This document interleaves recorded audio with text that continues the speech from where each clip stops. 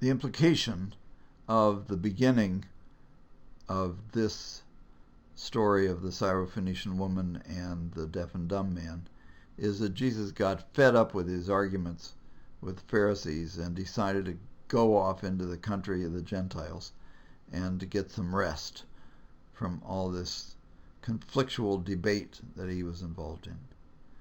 So he set out in this story and went away to the region of Tyre. But he didn't get to the region of Tyre. He entered a house in the region of Tyre, but he wanted to maintain his privacy. But he couldn't, because the word got around that he was there. And so this woman, who had a little daughter that had an unclean spirit, heard about him, and after a while, she came out of hiding, and she came and bowed down at his feet. Now, it was unusual for a woman like this woman to come in and fall at Jesus' feet. And that is clear because in the comment that follows, Mark explains why it is so unusual. That is, that the woman was a Gentile. She was a Syrophoenician by birth. Now you know that the coast of the eastern Mediterranean, north of Israel now, is Lebanon. But in the ancient world, it was Syria all the way through that section of the story. Jews and Syrophoenicians were enemies. The Syrophoenicians, at the time of Antiochus Epiphanes, carried out the most brutal persecutions of Jews that had happened throughout the entire history of Israel after the time of the Egyptians. There were many children who were killed by the Phoenicians. The story of the mother and her 7 sons who were tortured to death by Antiochus IV Epiphanes in the period of Syrian domination of Israel is the most brutal and violent story in terms of martyrdoms in the entire history of Israelite literature. For this woman, then, to come and beg Jesus to cast the demon out of her daughter is, in the context of Jewish memory and experience, an utter scandal. It is very important to recognize that Mark and his listeners were predominantly Jews. And that lies in the background of this story. And the memories of the persecution of Jews by Syrians is very present in this story. It is what explains, then, Jesus' hostile response. Now, the tone of this, then, is the tone of explaining the radicality and the shock that she came and bowed down at his feet, and that the woman was a Gentile, a Syrophoenician by birth, and she begged him to cast the demon out of her daughter.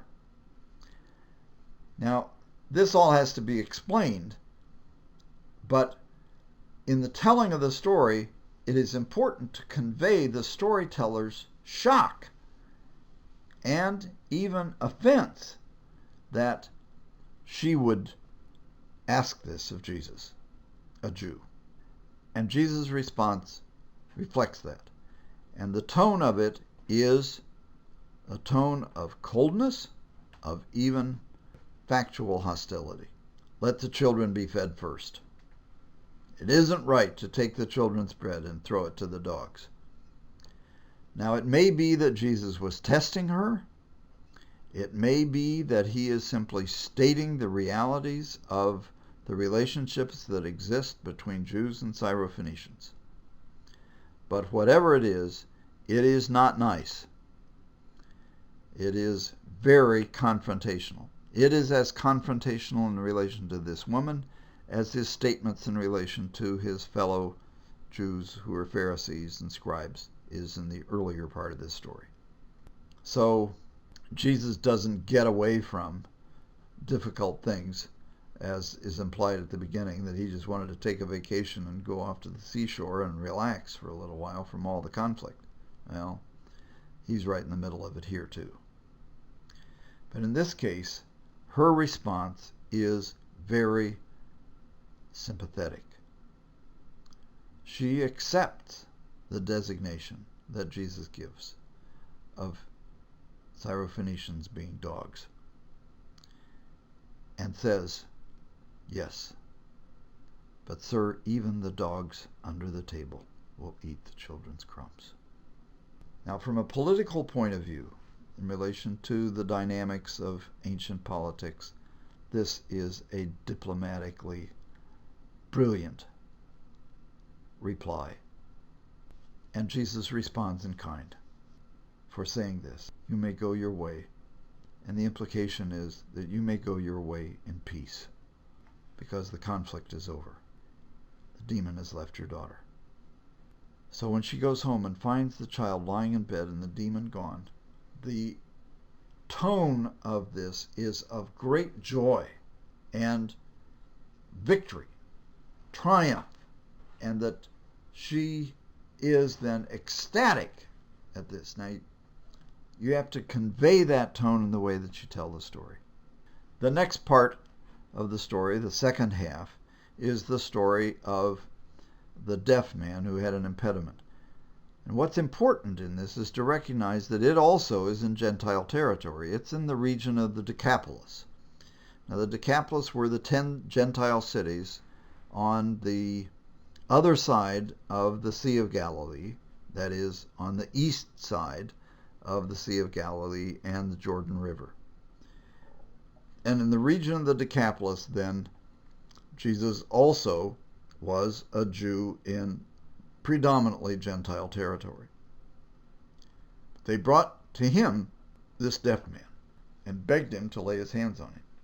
Now, the tone of this is once again a tone of pleading.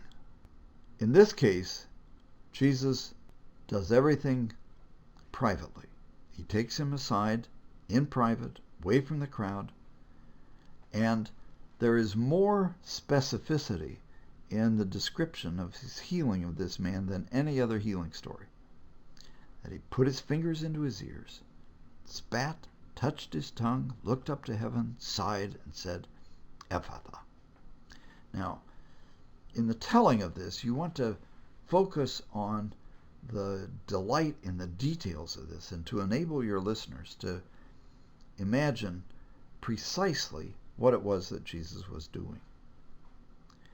And then, of course, at the end of this episode, it is of great joy and wonder that his ears were opened and his tongue was released and he spoke plainly.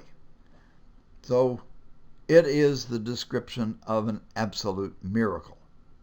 But Jesus' response to this great joy is to order them to tell no one.